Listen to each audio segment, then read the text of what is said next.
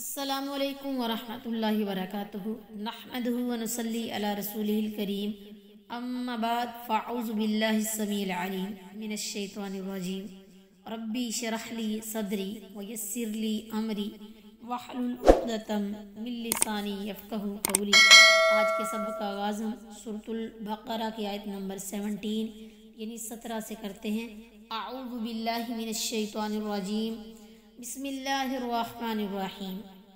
مثلہم ان کی مثال، کمثل الذی جیسے مثال اس شخص کی استوقد جس نے بھڑکائی، نوراً آگ، فلما پھر جب اضاءت روشن کر دیا، ما حولہ اس کا ارد گرد، ذہب اللہ چھین لی اللہ تعالیٰ نے، بنورہم ان کی روشنی، وترکہم اور انہیں چھوڑ دیا، فی ظلمات اندھیروں میں، لا یبصرون وہ نہیں دیکھتے۔ ان منافقوں کی مثال اس شخص جیسی ہے جس نے اندھیرے میں آگ جلائی، جب اس آگ نے سارے ماحول کو روشن کر دیا تو عین اس وقت اللہ نے ان کی آنکھوں کے نور کو سلب کر لیا اور انہیں پھر سے اندھیروں میں چھوڑ دیا کہ وہ کچھ بھی دیکھ نہیں سکتے۔ اس آیت میں اللہ تعالیٰ نے منافقوں کی صورتحال بیان فرمائی ہے۔ یہ آگ جلانے والا شخص خود رسول اللہ صلی اللہ علیہ وسلم ہے،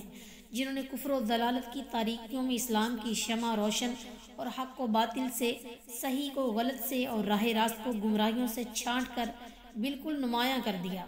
اب جو لوگ سچے مومن دیدہ بینا رکھتے تھے انہیں سب کچھ واضح طور پر نظر آنے لگا، مگر یہ منافقین جو اپنی مفاد پرستی کی وجہ سے اندھے ہو رہے تھے انہیں اس روشنی میں بھی کچھ نظر نہ آیا۔ ان کے اس طرح اندھے بنے رہنے کو ہی اللہ تعالیٰ نے آیت ذہب اللہ بنورہم وترکہم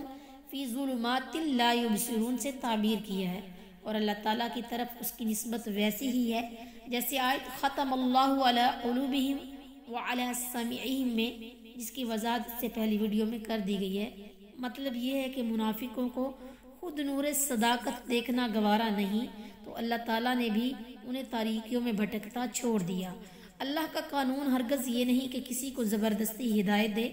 بلکہ اس کا قانون یہ ہے کہ جدھر کوئی چلتا ہے اللہ تعالیٰ ادھر ہی اسے چلنے میں مدد کیے دیتا ہے۔